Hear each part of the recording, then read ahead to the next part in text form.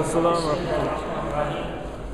الحمد لله رب العالمين والصلاة والسلام على أشرف الأنبياء والمرسلين سيدنا محمد وعلى آله وصحابه وأهل بيته وأزواجه وذريته أجمعين برحمتك يا أرحم الراحمين. أهلا وسهلا مرحبا خوش آمدید. Thank you everyone that have come today to the Qadr marriage event.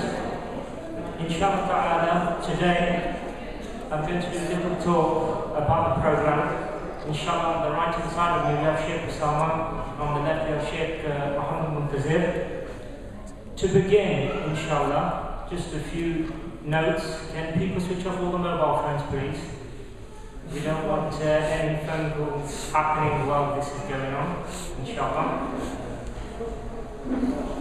Okay, the Qadr marriage event, the purpose behind why we're here today is obviously to find lifelong partners.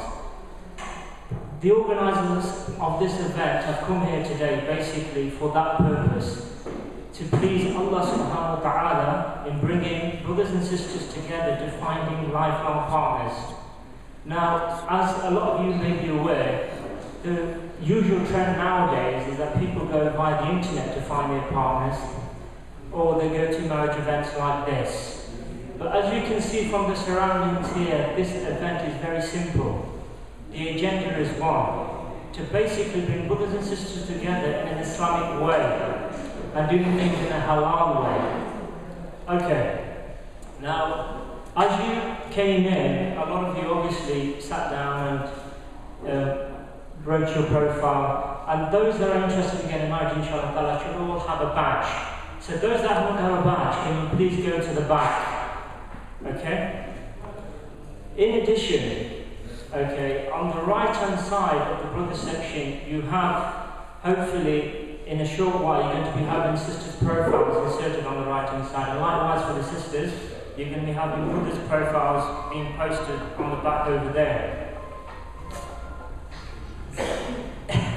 Jazakumullah khair. Thank you for teaching me about that. Okay. Alright. Now, we've got some volunteers at the back there. On the brother's side, we have the brothers with the red scarves. So, once the brothers look at the sisters' profiles and are interested in somebody, they should approach one of the volunteers. Likewise with the sisters, any sisters that are interested in the brother's profile should approach the volunteering sisters with the purple hijabs. Okay. We must make it clear that no brother and sister can directly talk with one another without a wali or without a representative. So this will be accommodated for. So if a sister does not have a wali will be appointed for you. Okay? Any sort of family or friends that are here, can you please sort of keep yourself at the back? If it starts to get a bit more busier, we would recommend and advocate that you go to the back of the hall. Inshallah, when a brother and sister like one another's profiles, what will happen is the sisters will come from this side of the hall and the brothers will come from that side of the hall with a wali, and they'll be able to sit down and talk with one another in the presence of a chaperone. Asr Salah will be around about 7 o'clock, just for your reference, and there's a hall downstairs. On the right hand side here, there's a hall downstairs, so people can basically go for Salah when that time arises. Inshallah, I'll give the mic now to Sheikh Usmah. Barakallahu feek.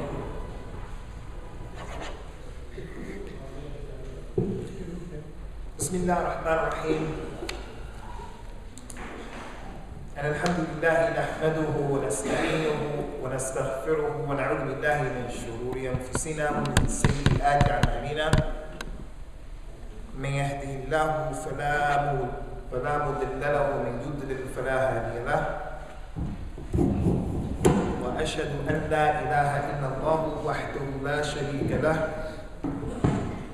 وأشهد أن محمدا عبده ورسوله صلوات الله والسلام عليه. أما بعد فإن خير الكلام كلام الله وخير الهدى هدى رسول الله صلى الله عليه وسلم.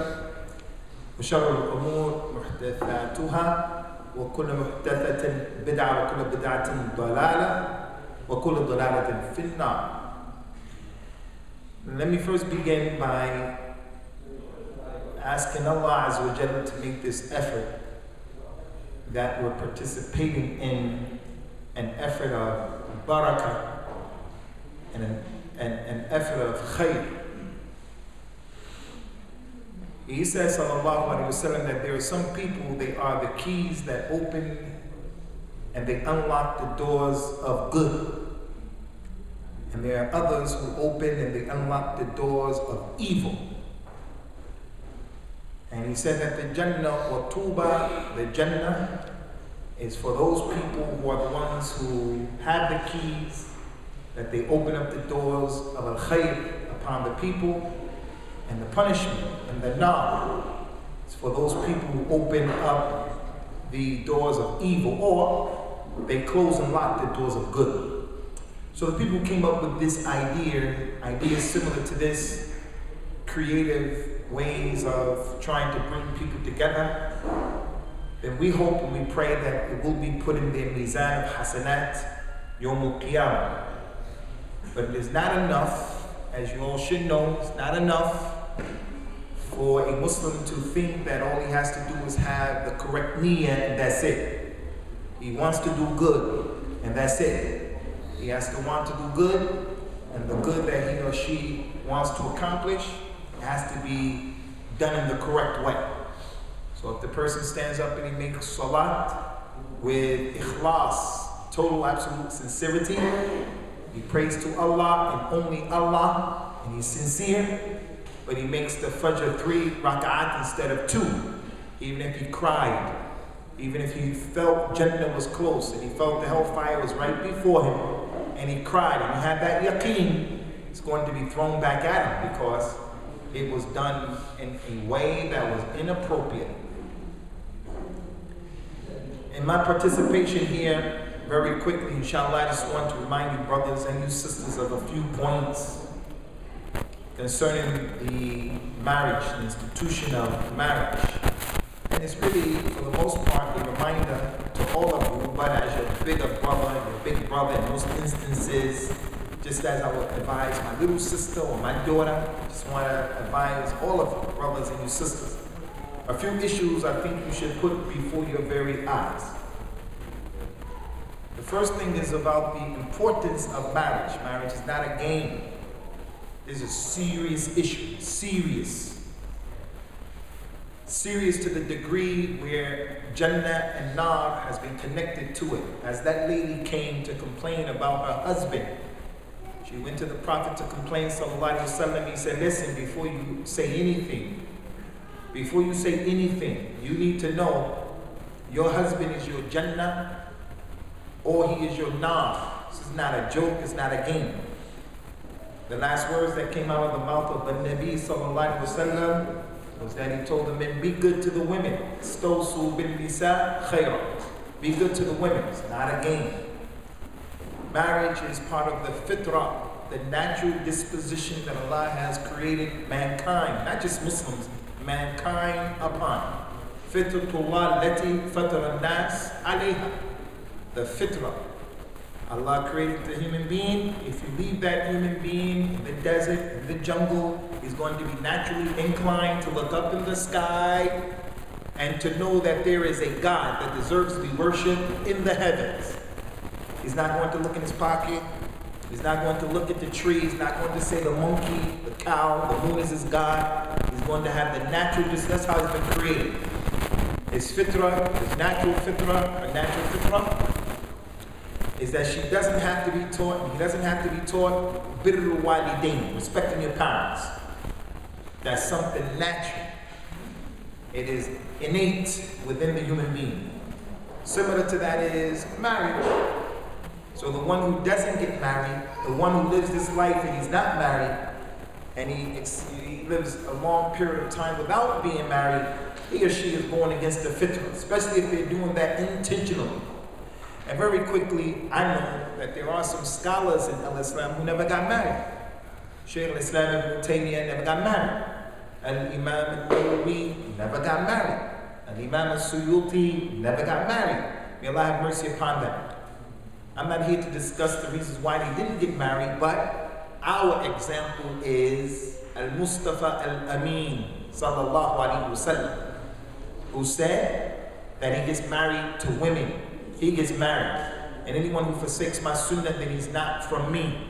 So don't be of those people who have it twisted and you want to come and you want to be a monk and you tell me Shaykh al-Islam ibn Taymiyyah or this guy, that guy. The best of Bani Adam, the Sayyid of Bani Adam, sallallahu alaihi wasallam, he got married and he said that getting married is from his sunnah and the sunnah of all of the prophets and messengers, all of them. And they all were married with the exception of one. Who was that? Who didn't get married? Isa ibn Maryam, who's going to come back and he's going to do a number of things when he comes back. He's going to break the cross, the symbol of shirk. He's going to slaughter the swine. He's going to leave off the jizya, no more jizya. And he's going to get married, sallallahu alayhi wa sallam. So all of those issues show the importance of marriage in the deen. Those of you who are not married, can you put your hand up? If you're not married, put your hands down. Those of you who are married, put your hands up. One more time. Those of you who are not married, put your hands up. Oh, Allah, help them to get married. Oh, Allah, make it easy for them. And help them to find the mate that is a perfect person for them. He told us, sallallahu alayhi wa sallam, "Man tazawwaja faqad istakmala nisfa dini, fala taqillah fi shatr al-akhir." Anyone who has gotten married, he has completed half of his deen. As you all know. So let him fear Allah on the other half. If you're not married, you're not a complete person. That doesn't mean you're evil. That doesn't mean you're destined to the hellfire. Doesn't mean anything like that. It just means as a man, as a woman, you have not blossomed, nor have you reached your full potential of what it is to be a human being yet. But in this issue of marriage, there are a few words of advice that I want to mention, inshallah, and then I'm going to be finished with this here. I'm going to be finished with this here. First thing about my advice to you, brothers and sisters, is the issue of the importance of going about getting married the correct way. What is built upon what is good, if the thing is built upon what is good, if the structure is built upon solid ground and what is good, then the structure and the institution itself is going to be solid. But if you want to build your house upon ground that's not known, is shaky, people are telling you, the surveyor, he comes and he tells you, don't build on this ground right here. It's not good. Every year, the ground is eroding by so many centimeters. If you take a chance and build upon that, you are looking for some problems. Now that in and of itself is a talk by itself. I don't have the time to go into the many verses of the Quran that tell us to focus upon building institutions upon solid ground. There are ayat that deal with this. The first point of advice, and I tell you people, brothers, sisters, go about it the right way. The right way is having a wali, and I can't appoint any wali for you. Your father is your wali. Your mother, your father, your brother, your uncle is the wali. They should know about what's going on and they should be involved with the process. The wali.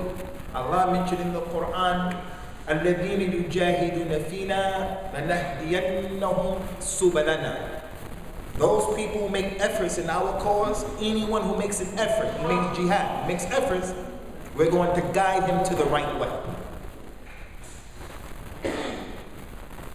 So if you go about it the correct way, inshallah, you will increase the odds of being successful. It's not a guarantee. I know people who went about it the right way, and it ended in marriage. And it was nasty the way it ended. But ayat, ahadith, Allah promises those people who believe, you practice His religion, and tansurullah yansurkum wa yuthabbit aqdamakum. If you help Allah, Allah will help you and He'll establish your feet firmly. Helping Allah means practice His religion, and He'll help you. So go about it the right way. Second issue, point of advice that I want to bring to your attention is, this is really important, especially in this popular culture that we live in, guys have to be realistic. You have to approach the issue of marriage with a realistic outlook. You ask the sister or the brother, what kind of mate are you looking for? The sister says, I want a brother who has a 5-digit salary, a high 5 digits, 80 grand, 90 grand. I want him to have a lot of muscles. I want him to have a really good job, a nice house.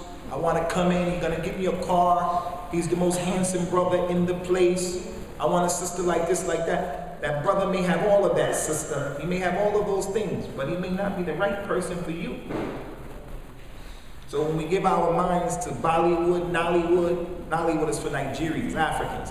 Bollywood, Nollywood, Hollywood, and we look at getting married through the prism of that nonsense, you're setting yourself up for a big problem. We have to be realistic. You know this concept that the people say, soulmate, I'm looking for my soulmate? I don't believe Islamically that this thing even exists, a soulmate. A soulmate. That's a non-Muslim idea, soulmate. And that's because there's no perfect human being. The Nabi told us, sallallahu the man, la yafriku mu'min mu'mina, the husband shouldn't hate his wife. If he sees something in her that he doesn't like, then let him look for something that he does like. And that's because she's not perfect and he's not perfect. So we have to go about this issue about getting married with a view of being realistic and not unrealistic. Come put your feet on the ground and see if the sister, how many ticks of the box she has. The more ticks, the better. And she does the same as well. Realistic. The other issue that I bring to your attention, brothers and sisters, is the issue of the importance of being patient and not being in haste and in the hurry.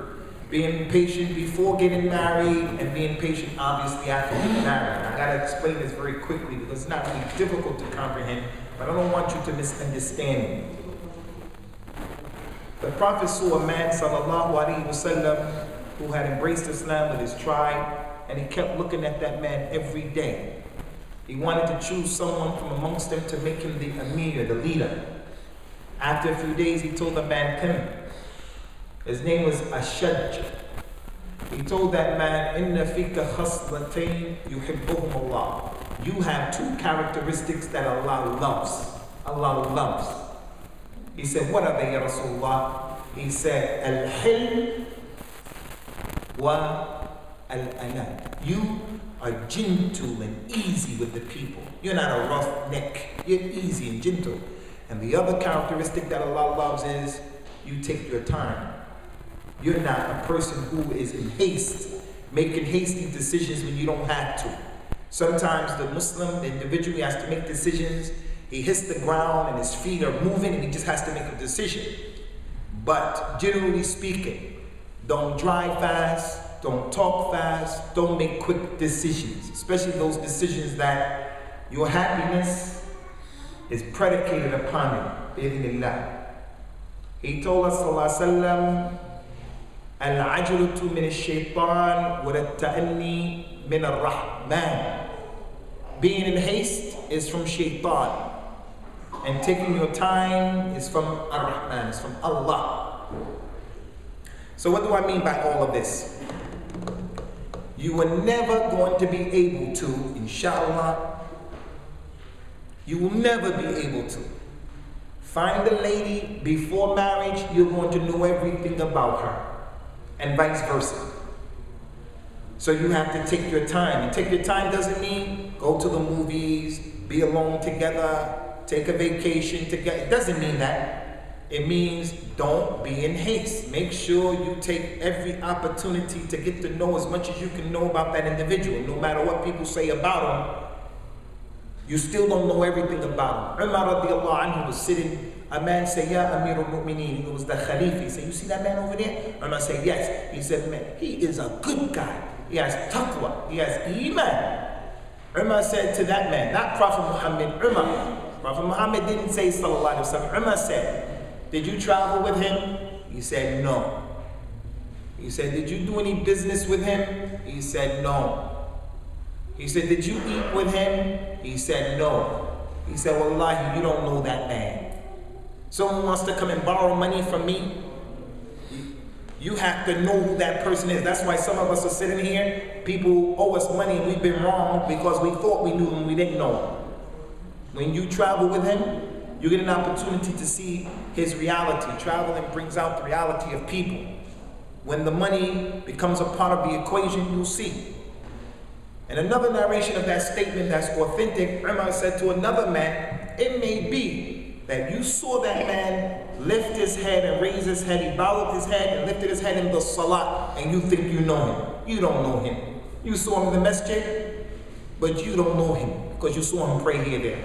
My sister, these girls, my sister, my daughter, the man is crazy if he thinks he's going to come into my house and just take my daughter away like that without us trying to find out about him and the brother trying to find out about the girl.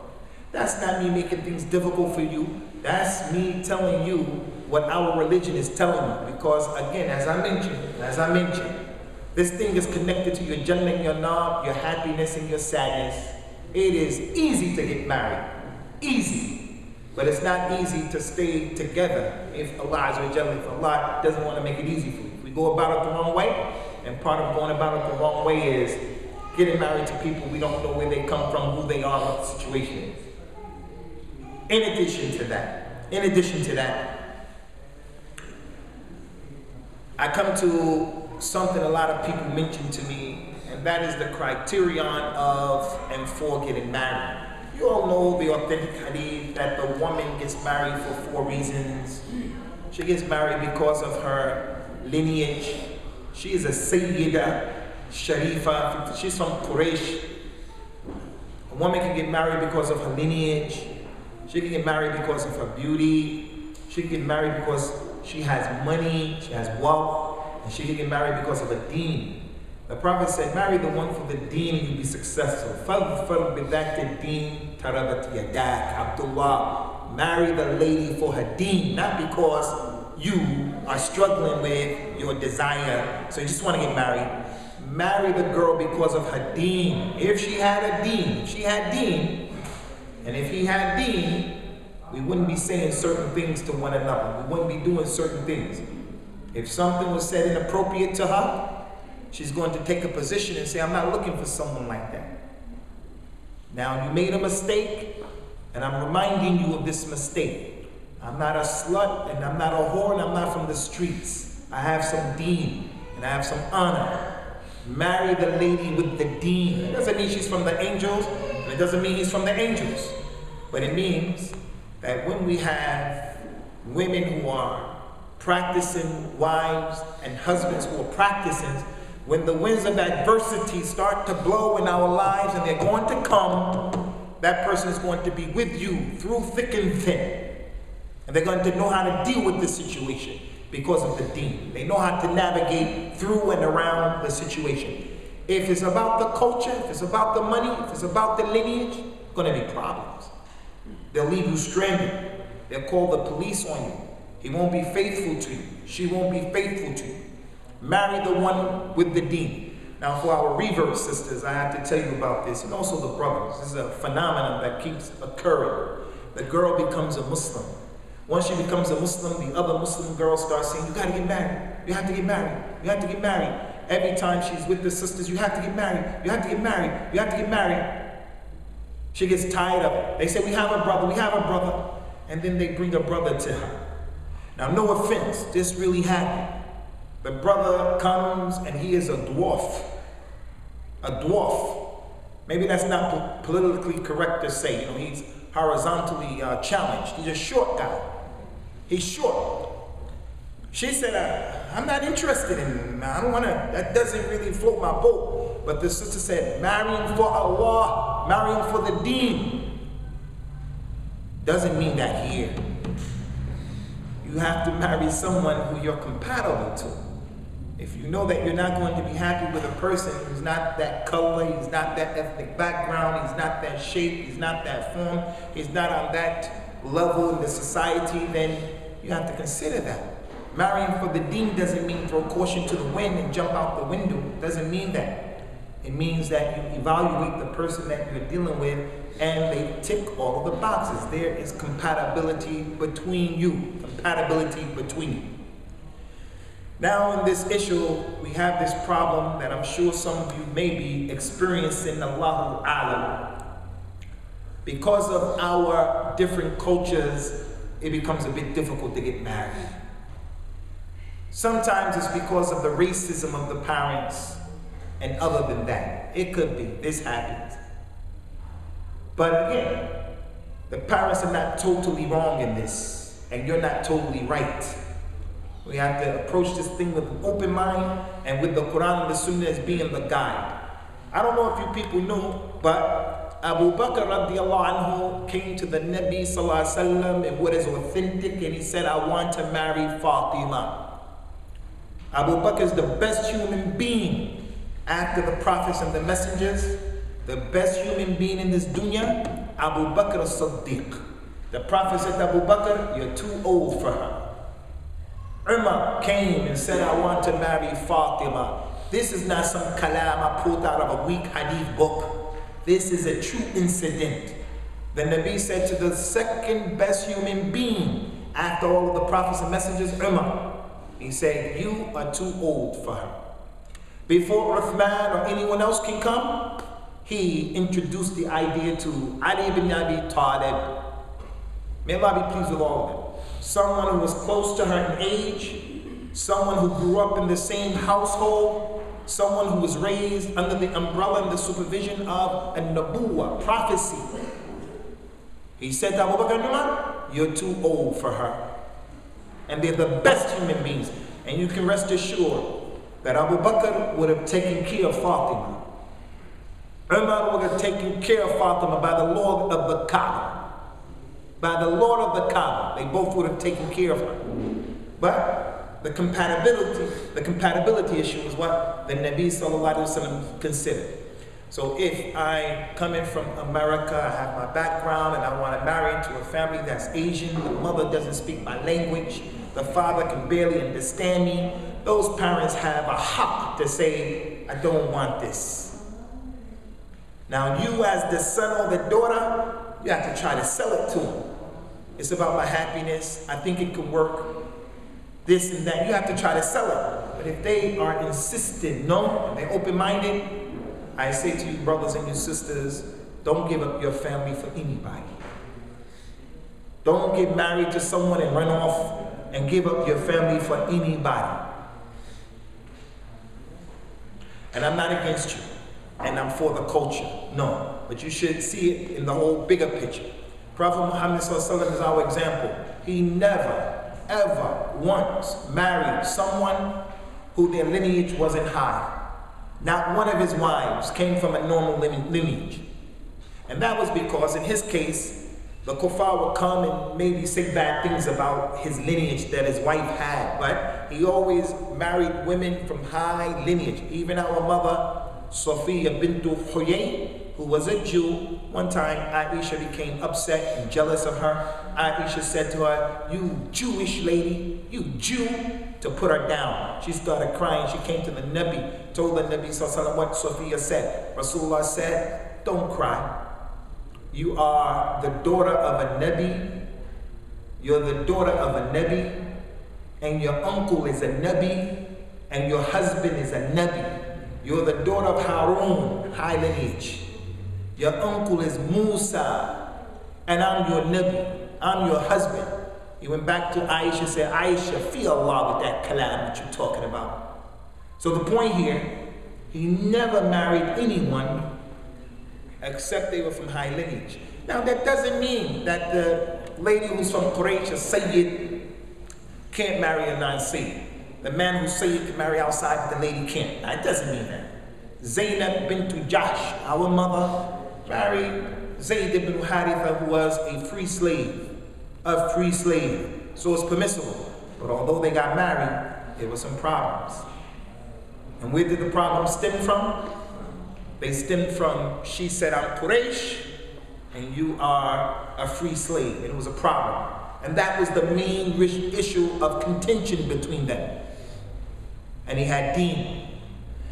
So In this issue here, I say to you brothers and you sisters, open up your minds and look at it from all of the angles. At no cost should you marry a girl or marry a man and lose your mother and your father in the process. Don't do that. If they're Muslims, they deserve better than that, and they deserve more than that. The other issue that I want to mention here, inshallah, the other issue is the issue of my own personal experience, and then I end with this. I was a brand new Muslim. I was a brand new spanking Muslim, brand new Muslim. I went to Al-Medina to study, and I was unmarried, 22 years old.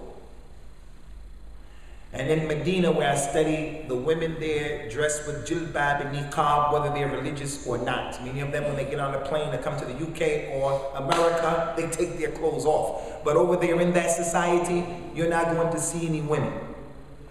And as a student and a young Muslim, if the lady didn't have gloves on or she didn't have socks on, as a young person, that's all you would see. And some brothers would get happy at that. But the society helped us because of the jilbab and the niqab. Over here, it's not like that. The flesh is all over the place. And a shaitan is in the mix. For the men and the women, because the Nabi says, sallallahu alaihi wasallam, an-nisa shaqa'aqur rijal. Women are the twins to men. He has desires, she has desires. Just like he desires them, they desire. So they both have to lower their gaze and fear Allah. Anyway, point is, the first year of studying, it was difficult. Living in the university, eating the food of the university, wondering, when am I going to get married? I used to go to the Prophet's Masjid, sallallahu alaihi wasallam, and I didn't know Arabic. But in Salatul Dhuhr and Asr, I'm telling you this to share this with you. I used to cry for Dhuhr and Asr. You can understand someone crying for Fajr, Maghrib and Isha. You feel spiritual, the recitation is nice. Maghrib and Asr, I used to cry. And the motivation for crying was, in my salat, I used to say, oh Allah, I'm miskeen, I can't get married if you don't marry me. These Arabs will never marry me. Well, I'm going to be here all these years and I'm going to study and I'm not going to have a... And I needed to get married. I needed to get married. I start the day with my kufi like this. Somehow it ended up like, I don't know, because of the fitna of wanting to get married. So I understand what you brothers are going through. It's not easy. But we all know the statement of Allah, Inna ma'al usri yusra. Finna ma'al usri yusra. With difficulty there is ease. Abdullah ibn Abbas said, if Allah sent down from the sky difficulty and it went into a hole, he said the ease is coming right behind it and it's going to go into that hole. Allah is just not going to send to you difficulty and that's it. You just have to maintain, stay on the course, fear Allah. It's a trial, it's a test. When you finally get the girl that you're going to marry, the man that you're going to marry, if you go about the correct way, inshallah, all of this stuff is going to be something that you don't even remember anymore. You don't even remember it anymore. But if you make a decision that's predicated and built upon being impatient, that decision can cause you your life in this society. They have a disease that will kill you. They have a disease that will kill you. And you never checked about that issue. You look only for as far as you can see in your nose for the moment.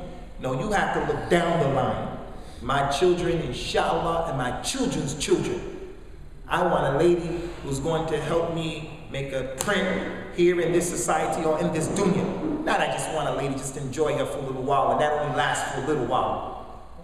So you brothers and sisters, inshallah, take your time. And remember the hadith that we end this talk with, the hadith of the Nabi sallallahu alaihi wasallam. He said, "Al-arwah junudun mujannada ma ta'arafa minha iktalafa wa ma tadakara minha ikhtalafa." He said the souls of Bani Adam, the souls of human beings, they're like soldiers that have been trained. They are like soldiers that are in the army. They've already been in the army. He said there are some souls, when they come together, people's souls, when they meet, they gravitate and they harmonize naturally. And there are other souls, when they come together, they clash and they don't get along. You meet a person for the first time, you say, it's as if I know you from somewhere.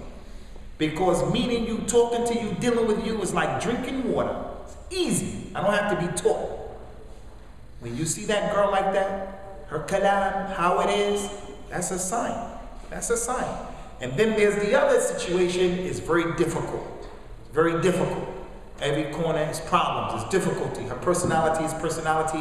So open up your eyes. No matter how much people camouflage their reality, no matter how well they are lying, if you take your time, sister, you take your time and you open your eyes and you listen, he's going to expose his reality. Wallahi, no matter how well, he's a con artist, she's a liar, if you open your eyes and you listen, and that's just not you, your wali, the men who are responsible for you. The guy came to marry my daughter. When I met him for the first time, I told him, son, your sword is not sharp enough for my daughter. Your sword, you have to get a sword that is a bit sharper, because my daughter is going to break you in half. Not that she's the greatest girl in the world, but she's strong. He said no, she said no, they get married. Now they're calling me all the time. Not that they have problems, they love each other. But he didn't listen. Point is, you have to keep your eyes open and listen, and you have to have men involved in your situation to ask questions that it may not be proper for you to ask. To dig deep. Do you have any diseases, brother? I want you to take a test because your background is this and this and that and this. So let us approach this issue. It's a serious issue. And my dua to Allah, and I ask him by his ism al-a'zam, his greatest name, ask Allah to make you people successful, inshallah. I see a lot of brothers, a few sisters, but what Allah wrote for you, that's what's going to happen. It may not be here, maybe another time. Just don't give up hope. سَيَجْعَلُ اللَّهُ بَعْدَ عُسْرٍ يُسْرًا. That's in Surah Al-Talaq.